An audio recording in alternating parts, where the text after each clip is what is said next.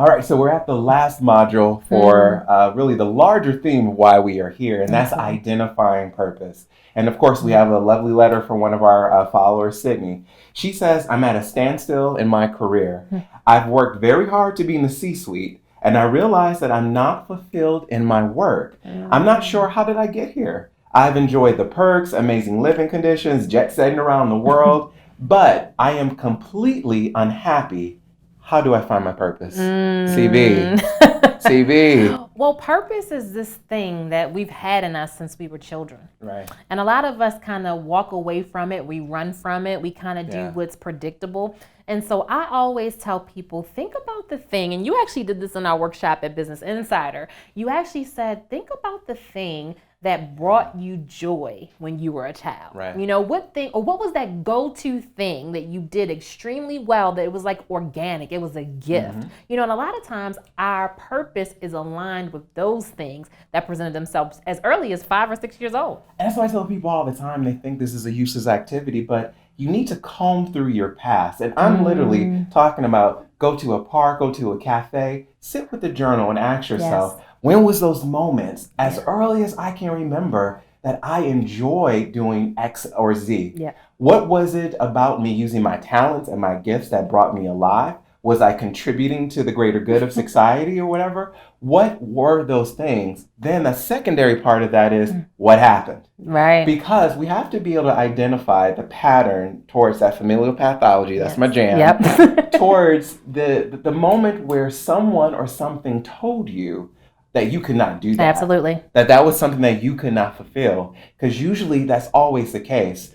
Third thing I would say is purpose is never dead. Purpose is always speaking to us. And signals constantly. And I could imagine for you, Sydney, this is not the first time that you're having this feeling, but you chose to ignore that. Absolutely. It's funny, Clay. I think about when I was a child. I remember writing in my journal. I would just sit and write. I always wrote well in school. I wrote my first book in the 5th grade. I used to write plays ever since I was in the 4th grade. I used to write plays, and everybody told me, you need to be a doctor. You need to be a doctor. So I actually went to college, majored in biology, almost failed out of college my first year of college. Did you like biology?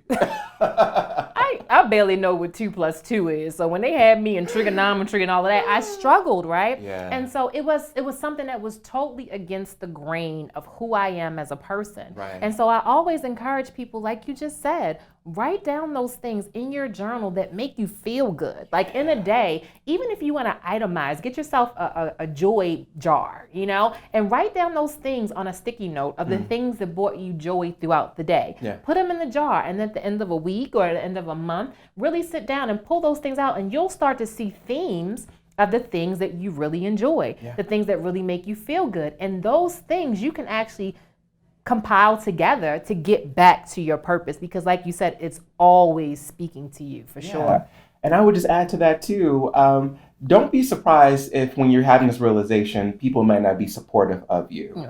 Because when you're shifting and you're creating something that people have not seen of you before, folks get confused. And I had that exact same experience when I was, of course, going to be a pastor. And then all of a sudden, I done left my Princeton, pedigree behind and moved to New York City with $500.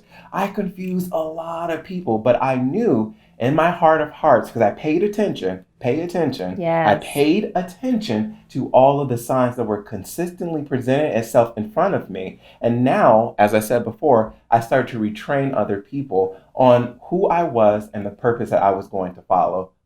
Absolutely. And another thing you can do, guys, think about that childhood dream.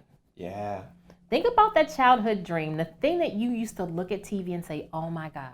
Some people, it may have been, I want to be a firefighter. Some people, I want to be a judge. Think about that thing. I want to do that. Like that thing that just lit you up, or you would play it in the house, right? You were a lawyer at a house, right? Doing all the contracts.